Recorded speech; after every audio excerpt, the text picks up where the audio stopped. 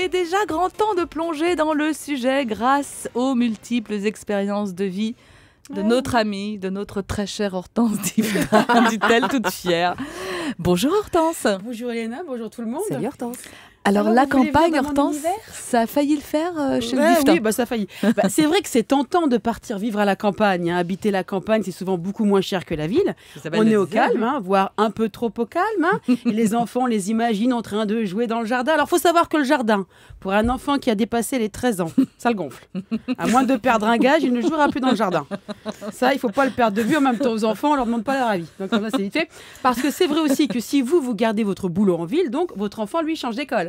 D'où l'intérêt, là encore, de ne pas lui demander son avis. Alors, avec mon mari, on avait pensé à se retirer à la campagne, 80 km de la ville environ, parce que comme beaucoup de citadins, la ville, le bruit, les gens, métro, boulot, dodo, on n'en pouvait plus.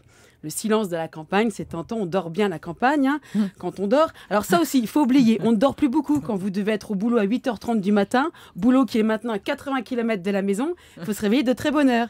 Les nuits sont peut-être de meilleure qualité, mais elles sont beaucoup, beaucoup plus courtes. Alors on dépense moins d'argent dans le loyer, mais ce que l'on économise en logement, on le dépense en essence. 160 km par jour, ça coûte, même dans le Kangoo. Et quand je dis 160 km, c'est sans compter sur les allers-retours à l'école pour les enfants.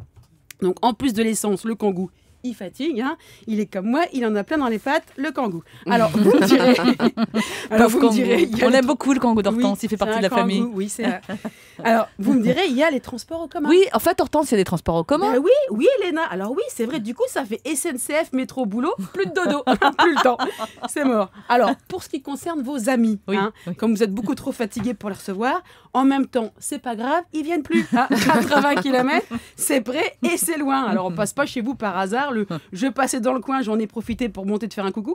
C'est fini. De ce côté-là, vous êtes tranquille. Alors, à part si vous avez décidé d'habiter près de chez vos parents, et là, c'est la loose, vous êtes seul au monde. Alors, voilà.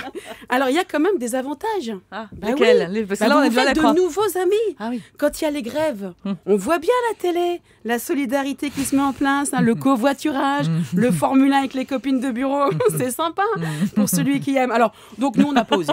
Quand je vois ma mère qui est partie se retirer à la campagne, heureusement qu'il y a le téléphone. Enfin, heureusement pour elle, malheureusement pour moi. Il n'y a pas un jour où elle ne nous demande pas quand est-ce qu'on vient la voir, manger ses délicieux légumes du jardin et caresser les 19 chats qu'elle a recueillis. Ça lui tient compagnie. Alors, du coup, on reste à Paris. On en reparlera à la retraite. En attendant, on a inscrit ma mère à L'amour est dans le pré. C'est elle, la dame au chat. En tous les cas, si vous êtes...